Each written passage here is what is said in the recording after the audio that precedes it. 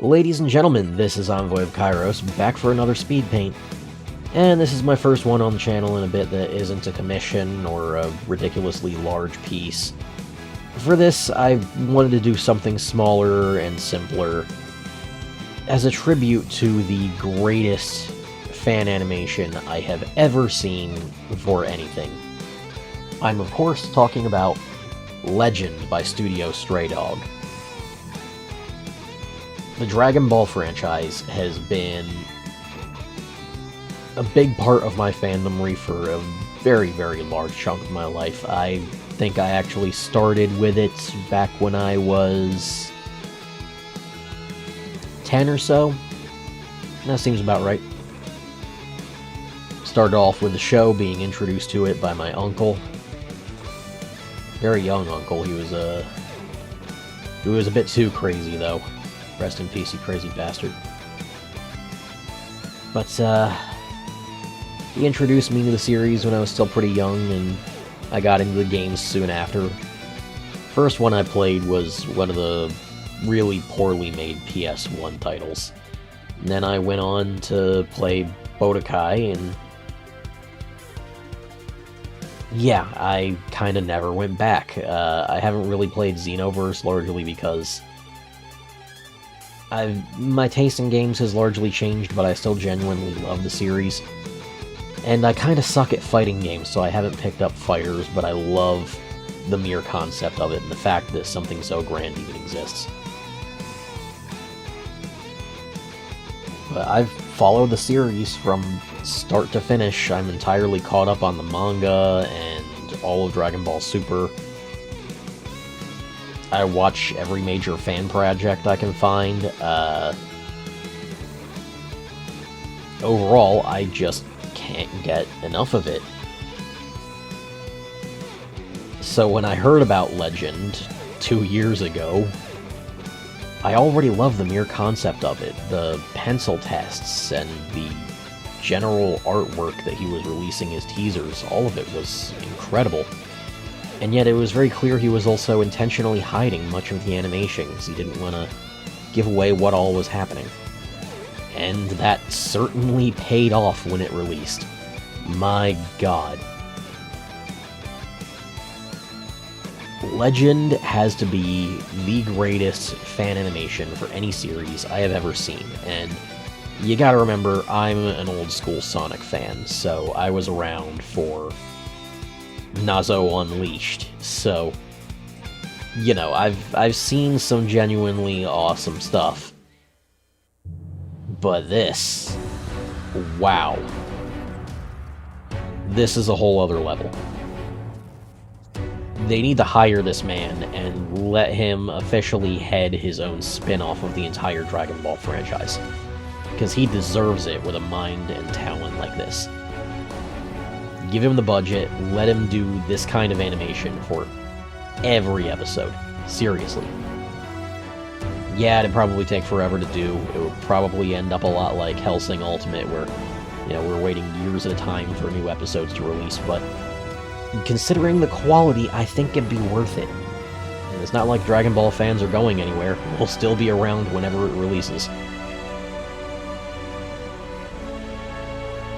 The one thing that stood out to me most with it, I would say, is that, well, he seemed to really dive into the original mythologies and concepts that the series was built upon, and expand on them in different directions that really added its own flavor.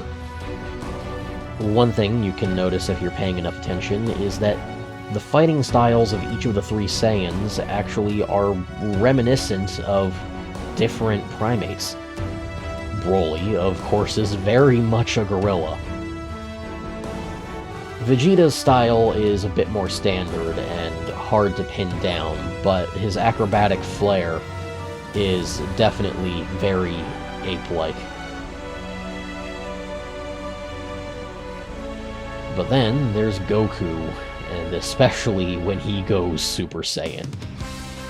That ferocity, that violence. He was most definitely a mandrill or something of the sort, that scene, and wow. that was hands down the best Super Saiyan transformation I have ever seen. And a lot of people have animated some really impressive Dragon Ball Z fan-animated Super Saiyan transformations. There's been more of them than I can count, and I've probably seen most of them. But that... oh boy. God, do I wish that could actually be his canon Super Saiyan look. Seriously. Just... when the black markings started to spread across him, I was confused at first. Then I quickly figured out, oh, he's overpowering himself with his own powers. His body can't handle it, because he's not used to it. This is his first transformation. And rather early, might I add. But then it took a completely different turn, and wow. He really dug into the Sun Wukong inspiration there. And he does so even further multiple times throughout that information. Wait, redoing that line. He does so multiple times all throughout that animation. One thing that I see a lot of people reacting to it confused by is that Vegeta uses the Kamehameha, but there's reasoning for it. If you look into the mythology of Sun Wukong, if you read The Journey to the West, he's capable of transferring wisdom by crossing his wrist with an ally. So, when they did that right before using it, Goku was sharing his knowledge of the technique with Vegeta, allowing them to unify their attack and create a stronger version of it. The only way they could have gotten deeper into the Sun Wukong references with this is if Goku was still fighting with his power pole, but I'm pretty sure he wouldn't have allowed to have that at the tournament. They've never allowed weapons of any kind before, so yeah, that wouldn't have flown. I mean, maybe Kami could have been holding onto it for him. That might have worked, but I don't know. Regardless, the general design of this version of Super Saiyan Goku is by far my favorite, and I just had to pay tribute to it. So, of course, I've made my own image of him doing a single Kamehameha, because he didn't actually use it besides that combined version with Vegeta in that animation. It's a bit disappointing. Also, I've kinda always felt that when they use their Super Saiyan transformations, whichever it be, Super Saiyan, God, Super Saiyan Blue, whatever, the color of the key they use for their signature attacks really should change with the transformation, if you ask me. And a golden Kamehameha is just a lot cooler. So, I had to depict it that way myself. Overall, I love how the lighting in this piece turned out. The background is a little simple, but I really wanted to focus on the character and do what I could to replicate the style that he was animated in. And I think I did a pretty decent job of that. My work with drawing fire is definitely improving, and, you know, I definitely had to improve on that to get Goku's hair right here, and his tail. I think the biggest challenge with this piece was...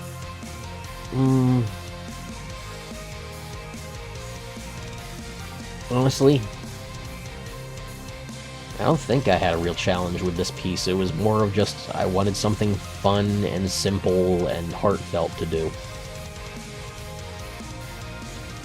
Not to say I didn't put forth a good amount of effort, it's just there's only so much effort you can do with a single character piece in a relatively simple setting.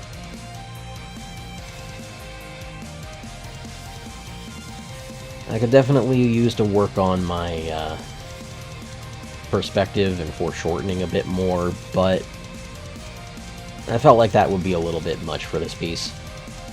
And I wanted to get a good angle to show the Kamehameha pose, so it worked out. But, for now, I've been rambling about this a bit long. Whenever he gets out the sequel, you can definitely expect a sequel to this Speedpaint, God knows he's definitely doing a sequel to War Against the Cold Family. But, until then, this is Envoy of Kairos signing out. And in 2 weeks, I think I'll get back to my original Digimon speed paints. Unless somebody comes to me with a commission out of nowhere. Then it'll probably be in 4 weeks. Till then, later guys.